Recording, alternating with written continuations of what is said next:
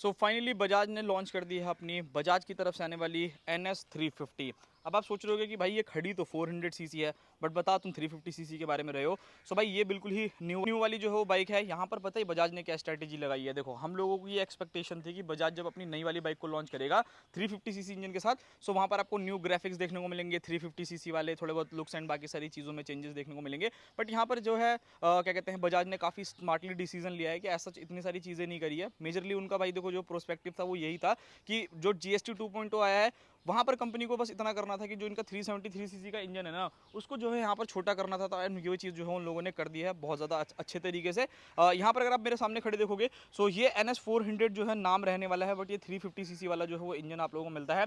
कैसे मिलता है वो मैं आपको चीज़ें दिखाता हूँ। सबसे पहले अगर आप इस इंजन को नोटिस करोगे ना, तो यहाँ पर क्या है कि जो आप लोगों की ओल्ड वाली बाइक आती है, यानी जो NS 400 जिसके अंदर आपको 43 bhp मिलता है ना, वहाँ पर आप अगर देखोगे ना तो इंजन के ऊपर आपको मेंशन देखने को मिलेगा कि यहाँ पर आपको ना प्रॉपर 373 सीसी का इंजन जो है वो लिखा हुआ देखने को मिलेगा।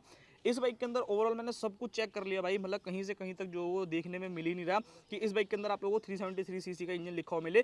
फ्रेश बैच की जो है वो बाइक है, मतलब अभी रिसेंटली जो है वो बिल्कुल एकदम लेटेस्ट जो आया है ना, सो वो वाला जो है मॉडल रहने वाला है। सो इस बाइक के अंदर जो इंजन अब यूज़ होने वाला है ना, वो आप लोगों को 349 सीसी का single cylinder liquid cooled FI BS6 complaint engine देखने को मिलेगा। तो सबसे पहला चेंज ये रहने वाला है। सेकंड चीज़ यहाँ पर नोटिस करोगे ना, तो देखो इंजन के अगर आप ब्लॉक साइज या फिर बाकी सभी चीज़ों को देखोगे ना, तो वैसे डिफरेंस समझ में नहीं आएगा कि भाई छोटा कर दिया बड़ा कर दिया।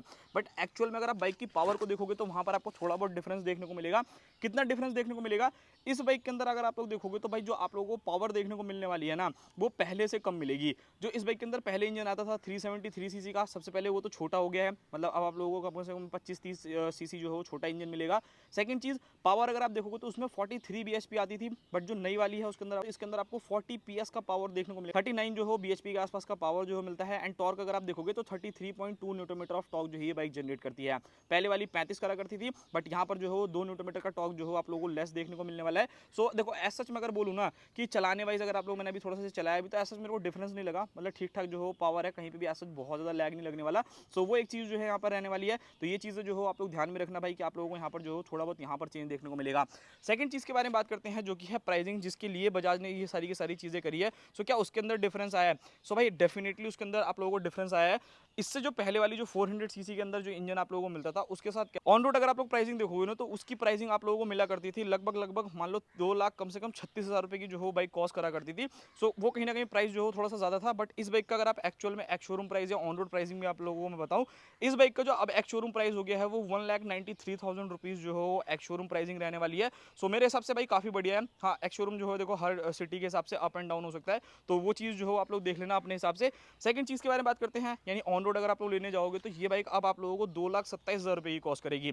तो आप बोलोगे यार डिफरेंस कहाँ है? डिफरेंस डेफिनेटली है। जो इससे पहले यानी जो 43 bhp वाली बाइक आती है या 400 सीसी की जो एग्जैक्ट है ना, उसके अंदर क्या था कि वो बाइक जो है वो आप लोगों को देखने को मिला करती थी लगभग लगभग 2,36,000 रुपये की। बट ये बाइक जो है आप लोगों को कॉस्ट करेगी लगभग लगभग 2,27,000 रुपये की। सो भाई डिफरेंस आप लोग समझ सकते हो कि आपको अच्छा खासा डिफरेंस जो है वो देखने को मिलेगा। ऑलमोस्ट मान करके चलोगे तो कम से कम 9,000 रुपये का डिफरेंस जो हो आप लोगों को बाइक के अंदर देखने को मिलेगा। सो ये सारी की सारी चीज़ें हैं। एंड यहाँ पर अगर आप लोग इस चीज़ से कंफ्यूज होने कि हाँ तो बजाज ने जो हो भाई NS 400 ही ले रखा है, सो भाई इसके पीछे भी देखो एक स्मार्ट डिसीजन है।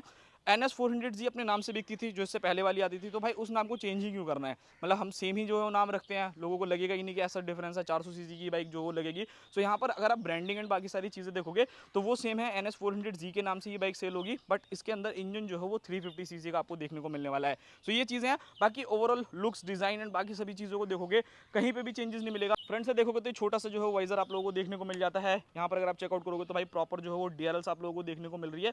सो ऐसा यहाँ पर आपको कोई भी डिफरेंसेस जो है बिल्कुल भी नहीं लगने वाला। बाकी यहाँ पर अगर आप देखोगे तो फ्रंट के अंदर जो है आप लोगों को प्रोजेक्टर लाइट देखने को मिलती है, तो ये भी बिल्कुल सेम है। एंड इवन इंडिकेटर्स देखोगे तो ये भी मैं आपको जला के दिखा देता हूँ, ये भी आप लोगों को LED इंडिकेटर्स जो है वो देखने को मिलने वाले हैं। तो ये सभी चीज़ें हैं। फ्रंट के टायर साइज एंड बाकी ब्रेकिंग एंड इसमें मैं बात करता हूँ। सो भाई यहाँ पे भी कोई भी डिफरेंसेस जो है आपको डेफिनेटली नहीं मिलने वाला।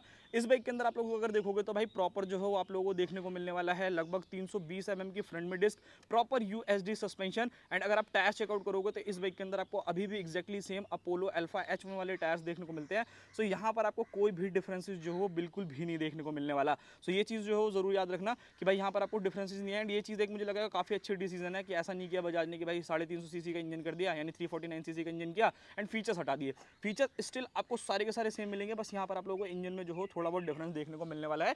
सो ये रहेगा। बाकी यहाँ पर अगर आप देखोगे तो भाई टैंक कॉल जो कुछ इस टाइप का है, एनएस की जो यहाँ पे आपको ब्रांडिंग देखने को मिलेगी, यहाँ पर लिक्विड कूड मिलेगा, यहाँ पर कार्बन फिनिश जो है आपको मिल जाती है।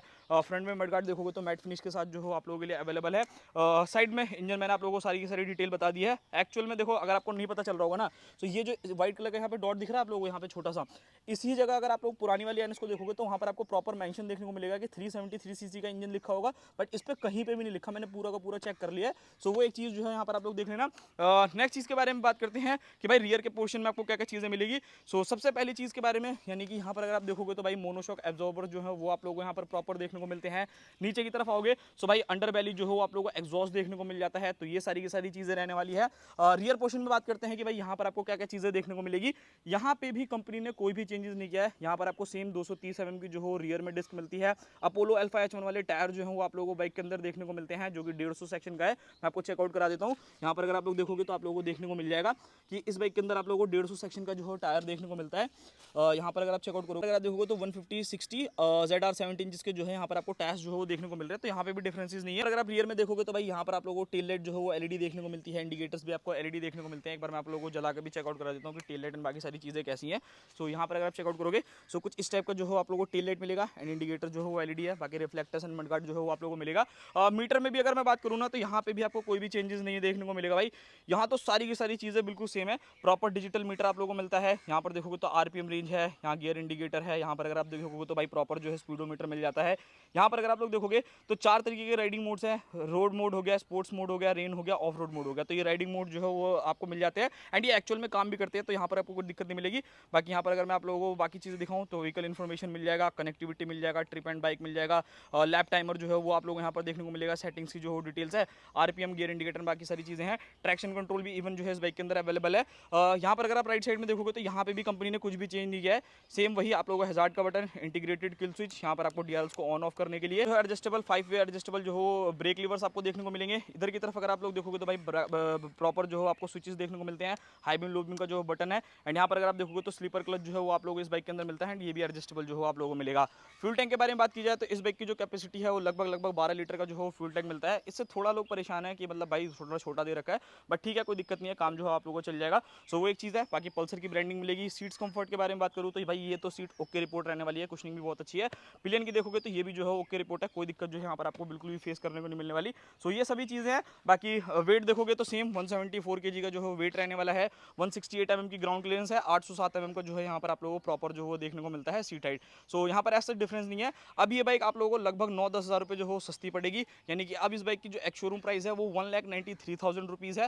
मतलब थोड़ा राउंड फिगर में एस्टिमेट बता रहा हूँ। एंड उसी के साथ साथ अगर आप लोग इसका प्राइस देखोगे तो ये बाइक अब आप लोगों को कॉस्ट करेगी 2,27,000 रुपये, जहाँ पर आपको NS400G जो 43 bhp के साथ आती थी वो लगभग कॉस्ट करा करती थी कम से कम आप लोगों को 2,36,000 से 37,000 रुपये। तो ये चीज़ देख लेना। बाकी ये थी पूरी वीडियो, मिलते हैं किसी और नेक्स्ट वीडियो में, तब तक के लिए बाय बाय।